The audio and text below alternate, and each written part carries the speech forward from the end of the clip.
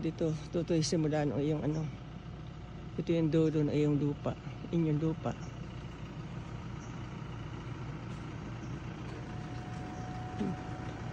Malapad din pala ito.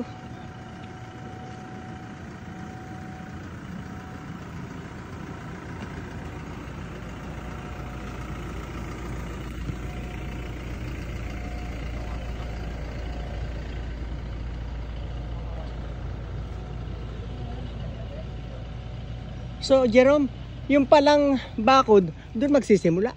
Hindi. Diyan. Tapos dito tayo mag-gate, tita. Ibig sabihin dito rin doon ang bakod, diyan ang simula ng bakod. Ito ibibigay ata sa gobyerno Oo. Parang tinan mo yan, di ba? Ang mangyayari, tita, matatakloban na namin yan. Alin? Yung anong yan? Hindi tatanggalin boss yung posting yan. Alin ang matatakloban? Matatanggalan namin yung mga posting yan, tita. Katulad boss nila. Tatanggalin ang poste. Abay saya. Ay di mailipat sa likuran. Yun na lang. Pwede, di ba? Huwag niyo na muna madaliin na magpabakod kasi magagamit yan. Magagamit. Kahit nakasemento na yun, magagamit pa rin. Tatanggalin naman yan. Madali. Hukayin lang po yan. Hukayin lang. Hukayin lang. Hanggang dito. Pwede kaming kumuha. Siguro ito pwede namin gawing... Alin? Abay, doon marami kayong kawayan. Marami kawayan doon. Hindi. Gagawa kami ng barracks dito, Yan tita. boss kaya may mga doon sa dulo. Doon ang dami, ito hindi kanila.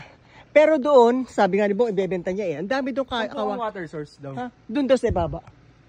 Malayo lang. Ayan Kaya matutoy huwag ka daw muna magpaspasan doon sa poste. Kasi tatanggalin kaming mga poste din. At may tatanggalin. Kasi yun yung hangganan, hindi namin pwedeng lumampas kami o magpulang. Ay sa makatuwid ang bakod ay doon magsisimula. Yan po. Ito pa, laki pala na ibibigay. Hindi, yan talaga, ganun talagang standard ganun ba talaga? Tita.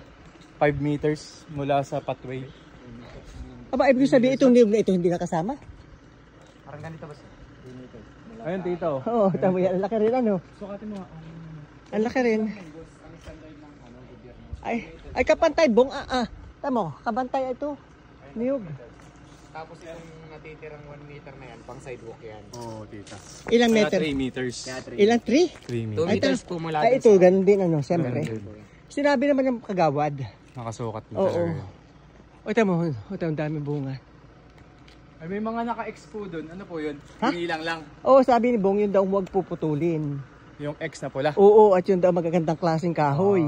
Kaya mo rin na pag-aampat tinututoy ng hagdanan. Kaya pa ho linisin yung pag nandito, pag walang gawa. Yun nga sabi ni Bokyo. Ito ang gagawin nating gate, tita. Gate, alin 2 dyan? doors. 2 doors. Bali, ilang metro yun? 2 meters. 2 meters pero po. may parking si Tutoy na ginawa dito. Yun. Diba? Pwede kasing gawin dito ang mga parkingan. Diyan pag natanggal yung punong yun dito. Kaso itong mga hagdan pala na to boss, babakbakin na yan. Kahit Alin? hanggang doon lang sa may puno na yun. May part po na babakmak. Alam mo ba mayroon nakausap si Bong na magpuputol niya ang mga tubig na yan. Na babayaran daw, magbabayad pa daw kay Box na 1,000 kada isang yung pick up na elf.